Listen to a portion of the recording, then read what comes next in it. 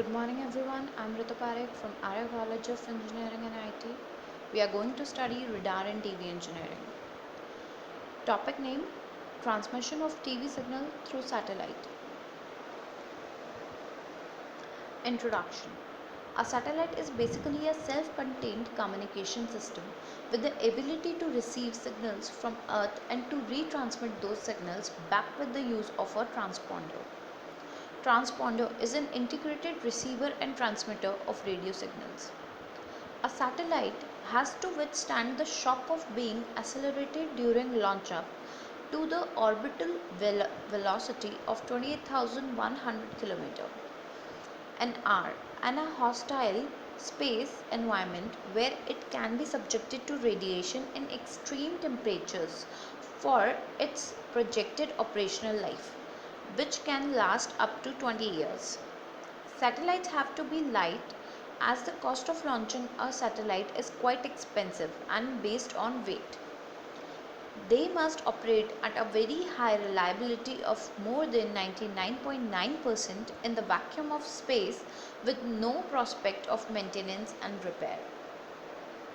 The main components of a satellite consist of the communication system, which includes the antenna and the transponders that receive and retransmit signals, the power system, which in which includes the solar panel that provide power and the propulsion system, which includes the rockets that propel the satellite. A satellite needs its own propulsion system to get itself the right orbital location and to make occasional corrections to that position. A satellite in geostationary orbit can deviate up to degrees every year from north to south or east to west of its location because of the gravitational pull of the moon and sun. A satellite has a thrusters that are fired occasionally to make adjustment in its position. The maintenance of a satellite's orbit position is called station keeping, and the correction made by using the satellite's thrusters are called attitude control. A satellite's lifespan is determined by the amount of fuel it has to power these thrusters. Once the fuel runs out, the satellite eventually drifts into space and out of operation, becoming space debris. A satellite in orbit has to operate continuously over its entire lifespan. It needs internal power to be able to operate its electronic systems and communications payload. The main source of power is sunlight, which is harnessed by the satellite's solar panels. A satellite also has batteries on board to provide power when the sun is blocked by Earth. The batteries are recharged by the excess current generated by the solar panels when there is sunlight. Satellites operate in extreme temperatures from minus 150 degrees Celsius to 150 degrees Celsius and may be subject to radiation in space. Satellite components that can be exposed to radiation are shielded with aluminium and other radiation resistant material. A satellite's thermal system protects its sensitive electronic and mechanical components and maintain it in its optimum functioning temperature to ensure its continuous operation. A satellite's thermal system also protects sensitive satellite components from the extreme changes in temperature by activating of cooling mechanism when it gets too hot or heating system when it gets too cold. The tracking, telemetry and control (TT&C) system of a satellite is a two-way communication link between the satellite and the TT&C on the ground. This allows a ground station to track a satellite's position and control the satellite's propulsion, thermal and other systems. It can also monitor the temperature, electrical voltage and other important parameters of a satellite. Application of satellite. Broadcasting. Broadcasting is one of the main application of a satellite. Uh, Broadcasting services include radio and television delivered directly to the consumer and mobile broadcasting services. D2H or satellite television services such as DirecTV and Dish Network services in the United States are received directly by households. Cable and network programming is delivered to local stations and affiliates largely via satellite.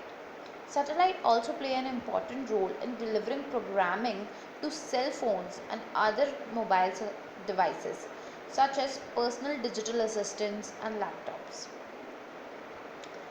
Parabolic satellite dish antenna satellite dishes are often shaped like portions of a paraboloid. A parabola rotated about its central axis. In order to focus transmission signals onto the pickup receiver or fed horn, typically the section of the paraboloid used is offset from the center so that the fed horn and its support do not unduly. The block diagram of a signal to the reflecting dish. Now, if we need to broadcast certain TV channels, then the TV channel hub sends the signal. Those transmission signals are being received by the satellite dish, which is being mounted on the houses or to the subscribers who have D2H. These satellite dishes, there is a reflecting disc which catches the signal and focuses it on the fed horn. As you can see on the picture, all the signals, all the channels are being focused on the fed horn, and fed horn receive the signal and send it to the set top box. Data communication involves the transfer of a data from one point to another. Corporations and organizations that require financial and other information to be exchanged between their various locations uses satellites to facilitate the transfer of data through the use of very small aperture terminal VSAT networks. With the growth of the internet, a significant amount of internet traffic goes through satellite, making ISPs one of the largest customers for satellite services. Satellites face competition from other media such as fiber optical cable and other land-based delivery systems such as microwaves and even power lines. The main advantage of a satellite is that they can distribute signals from one point to many locations. As such, satellite technology is ideal for point to multi-point communication, such as broadcasting. Satellite communication does not require massive investments on the ground, making it ideal for undeserved and isolated areas with dispersed population.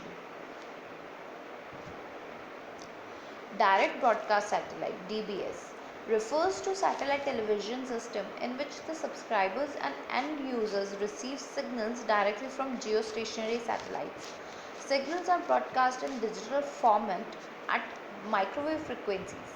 DBS is the descendant of direct to home satellite services. A DBS subscriber installation consists of a dish antenna 2 to 3 feet in diameter, a conventional TV set, a signal converter placed next to the TV set, and a length of a coaxial cable between the dish and the converter. The dish intercepts microwave signals directly from the satellite. The converter produces output that can be viewed on the TV receiver. Direct broadcast satellite transmission has been approved by the FCC. The bands allotted are 12.2 to 12.7 GHz for downlink and 17.3 to 17.8 GHz for uplink. Now you can see that from a first Earth station, we uplink to the satellite. Then the signals are being compressed or amplified and then downlinked to the second Earth station. Satellite and other delivery mechanisms such as fiber optic cable and other terrestrial networks are not mutually exclusive. A combination of various delivery mechanisms may be needed, which has given rise to various hybrid solutions where satellites can be one of the links in the chain in combination with other media. Ground service providers called telepo- teleports have the capability to receive and transmit signal from satellite and also provide connectivity with other terrestrial networks. One major technical disadvantage of satellite, particularly those in geostationary orbit, is an inherent delay in transmission. While there are ways to compensate for this delay, it makes some applications that require real-time transmission and feedback, such as voice communication, are not ideal for satellites. This is the satellite TV transmission. We have completed this topic. Thank you.